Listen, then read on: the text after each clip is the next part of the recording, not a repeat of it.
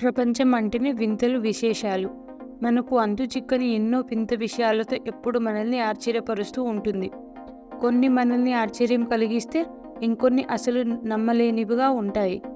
మనం చిన్నప్పుడు ప్రపంచంలో అతిపెద్ద దేశం, అతిపెద్ద నది, అతి చిన్న పక్షి, అతి చిన్న గ్రామం, అతి పొడవైన రోడ్డు ఇలా ఎన్నో చదువుకున్నాము.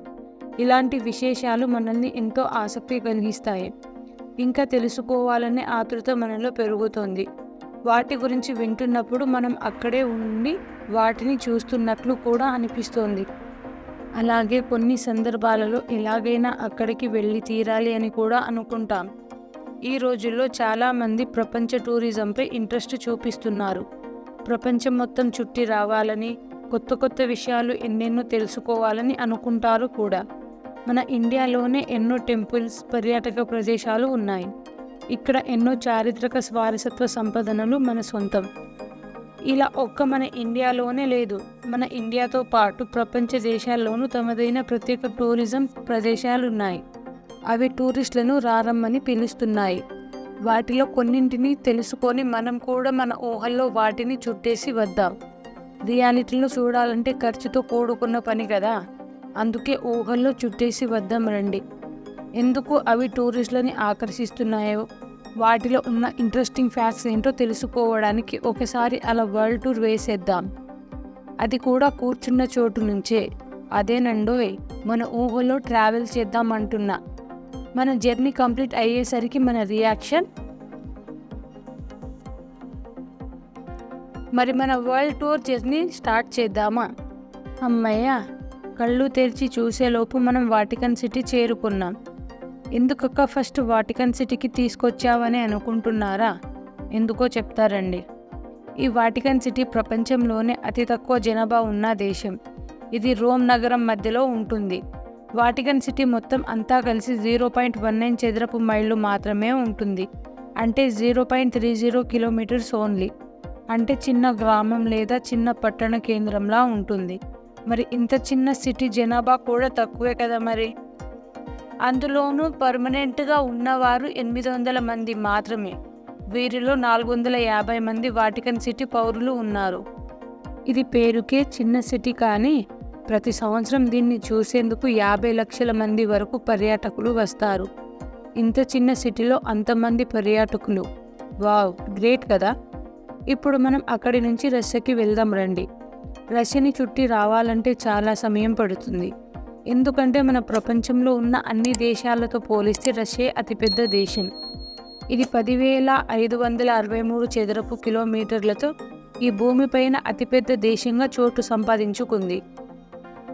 ఈ దేశం పశ్చిమాన యూరోపియన్ బాల్టిక్ సముద్రం వరకు విస్తరించి ఉంది. దీనికి ఎస్తోనియా అండ్ ఫిన్లాండ్ సరిహద్దు దేశాలుగా ఉన్నాయి. మీకు ఇంకో ఇంట్రెస్టింగ్ విషయం చెప్పనా?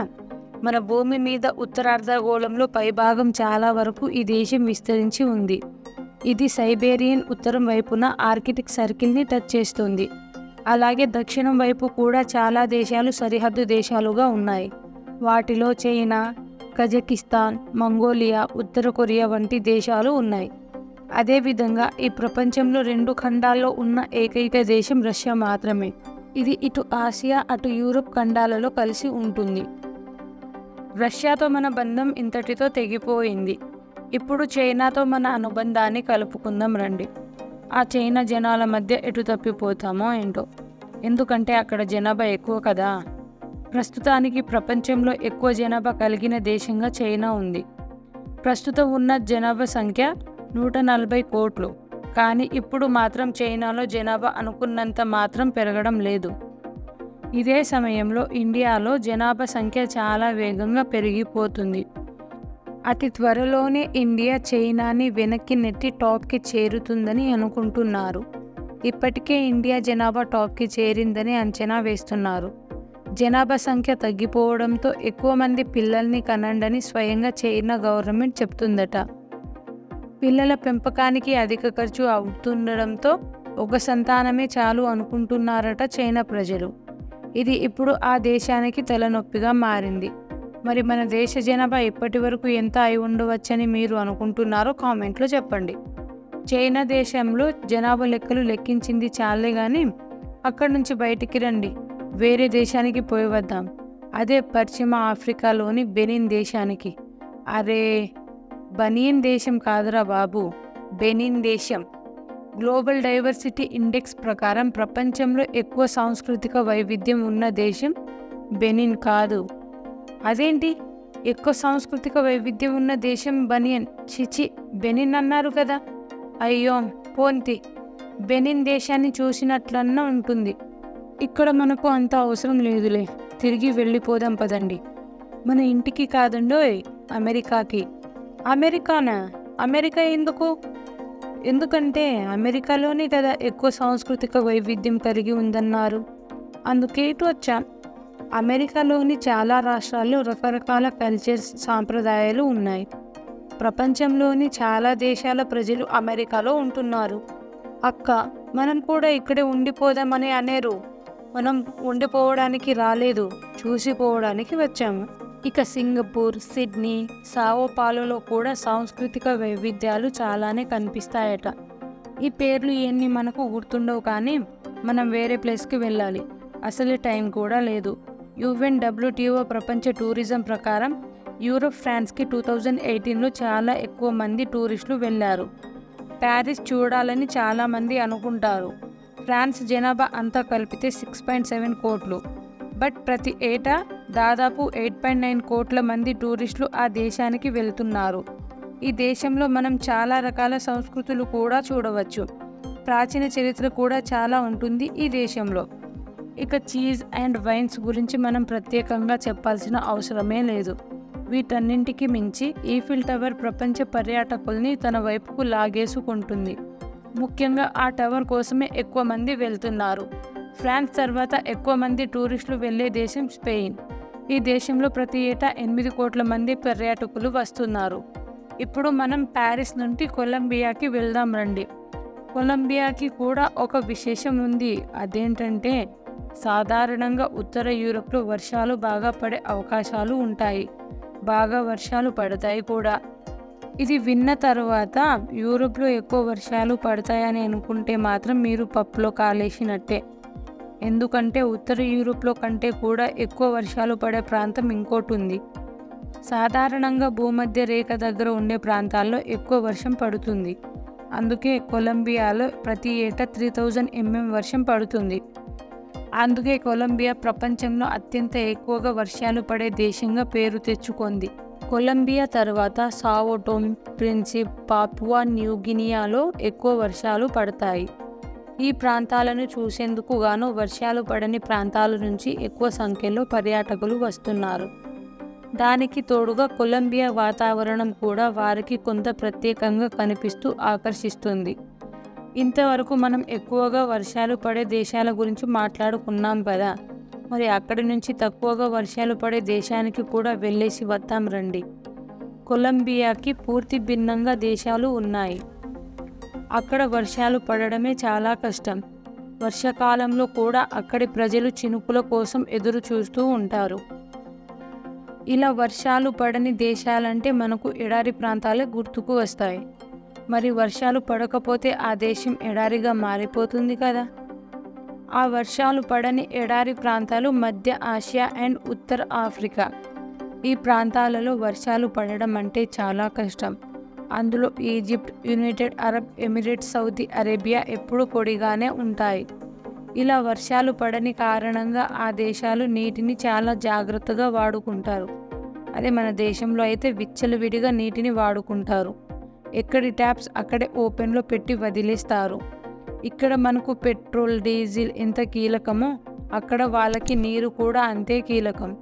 సో మనం కూడా నీటిని తగిన మోతాదులో వాడుకొని మన ముందు తరాల వారి కోసం నీటిని సేవ్ చేద్దాం.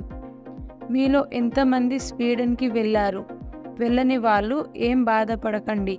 ఎందుకంటే ఇప్పుడు మనం స్వీడన్ వెళ్తున్నాం కాబట్టి. ఎందుకంటే అక్కడ ఉన్న దీవులను చూడడానికి. ఈ స్వీడన్ దేశంలోనే ప్రపంచంలో కల్లా ఎక్కువ దీవులు ఉన్నాయి. ఇందులో మొత్తం 2,67,570 దీవులు ఉన్నాయి. ఆ దేశ రాజధాని స్టాక్హోమ్లో కూడా 14 దీవులు ఉన్నాయి. ఇన్ని దీవులు అని ఆనందపడే లోపే ఈ దీవుల్లో చాలా వరకు సముద్ర మట్టం పెరగడం వల్ల అవి కనిపించకుండా పోయాయి. ఇంకొన్ని దీవులు అయితే మనుషులు జీవించేందుకు కూడా అనుకూలంగా లేకుండా పోయాయి. ఇండోనేషియాలో ఉన్న దీవులు మనుషులకు జీవించడానికి చాలా అనుకూలంగా ఉంటుంది. ఈ దేశంలో మొత్తం 17,508 దీవులు ఉన్నాయి. వాటిలో 6,000 దీవుల్లో ప్రజలు నివసిస్తున్నారు. మనం ఇన్ని దేశాలు తిరిగాము కదా, అన్ని దేశాలు వెళ్ళడానికి మనం విమానం ఎక్కాల్సి వచ్చింది కదా, మరి ఆ విమానాలకి ఒక ఎయిర్పోర్ట్ అనేది ఉండాలి కదా. మరి ఆలస్యం ఎందుకు? ఎయిర్పోర్ట్స్ ఎక్కువగా ఉన్న దేశాన్ని అలా చుట్టి ఇలా వచ్చేద్దాం రండి. ఎయిర్పోర్ట్ ఎక్కువగా ఉన్న దేశాల లిస్టు తీస్తే ముందుగా వచ్చే దేశం అమెరికా. అమెరికాలో 1 కాదు 2 కాదు, ఏకంగా 13,500కు పైగా ఎయిర్పోర్ట్స్లు ఉన్నాయి. ఇది నమ్మలేని పచ్చి నిజం. అది కూడా ప్రైవేట్ ఎయిర్పోర్ట్స్ కాకుండా. ప్రైవేట్ ఎయిర్పోర్ట్స్తో కలిపి 19,000 కంటే ఎక్కువ ఎయిర్పోర్ట్స్ ఉన్నాయి. సెకండ్ ప్లేస్లో బ్రెజిల్ ఉంది. బ్రెజిల్లో 4,000కు పైగా ఎయిర్పోర్ట్స్ ఉన్నాయి. 4,000 అని అనుకోవద్దు, ఎందుకంటే 4,000 అనేది చిన్న సంఖ్య కాదు కదా. ప్రజెంట్ అయితే ఉత్తర అమెరికా, యూరప్ దేశంలో విమానాల రాకపోకలు ఎక్కువగా ఉన్నాయి. అందుకే అక్కడ ఎయిర్ ట్రాఫిక్ చాలా ఎక్కువగా ఉంటుంది. ఇన్ని దేశాలు తిరిగినా ఒక బీచ్ కూడా చూడలేకపోయామే. పర్వాలేదు, ఇప్పుడు వెళ్ళేసి వద్దాం. కెనడాలో అతిపెద్ద తీర ప్రాంతం ఉంది. ఆర్కిటిక్ ఆర్చిపెలాగో వల్ల ఉత్తరగోళం వైపు విస్తరించడం వల్ల ఆ దేశానికి 2,02,080 కిలోమీటర్ల తీర ప్రాంతం ఉంది. అంత పెద్ద తీర ప్రాంతం ఉన్నా కూడా అది బీచ్ లాగా లేదు. బీచ్ లాగా లేకపోవడం వల్ల ఎక్కువ మంది పర్యాటకులు వెళ్ళి ఎంజాయ్ చేయలేకపోతున్నారు. మనం బీచ్కి వెళ్దామని అనుకున్నాం కదా. బీచ్కి వెళ్ళి అక్కడి వాతావరణాన్ని బాగా ఎంజాయ్ చేయడానికి ఇండోనేషియా బాగా సెట్ అవుతుంది. ఇండోనేషియా బీచ్ 99,083 కిలోమీటర్ల వరకు విస్తరించి ఉంది. ఆ బీచ్ పర్యాటకుల్ని బాగా ఆకట్టుకుంటుంది. చివరిగా ఎండలు ఎక్కువగా ఉండే దేశాలు చూసేసి వద్దాం. మన భూమి మీద సూర్యుడు లేకపోతే మన జీవితమే ఆగిపోతుంది. అయితే ఎక్కువగా ఎండలు ఉండే దేశాలను బయటికి తీస్తే వాటిలో అమెరికా, ఈజిప్ట్ ఉన్నాయి. ఈ 2 దేశాల్లో ఎక్కువ ఎండలు ఉంటాయి. వీటితో పాటు ఆరిజోనా, నెవాడాలో కూడా ఎండలు ఎక్కువగానే ఉంటాయి. ఇంతటితో మన వరల్డ్ టూర్ జర్నీ కంప్లీట్ అయ్యింది. ఇప్పటికే చాలా అలసిపోయారు. ఇది రెస్ట్ తీసుకునే సమయం. బట్ రెస్ట్ తీసుకునే ముందు మన ఛానల్ని సబ్స్క్రైబ్ చేసుకొని మన వరల్డ్ టూర్ వీడియోకి లైక్ కొట్టి ప్రశాంతంగా రెస్ట్ తీసుకోండి. మళ్ళీ కలుద్దాం.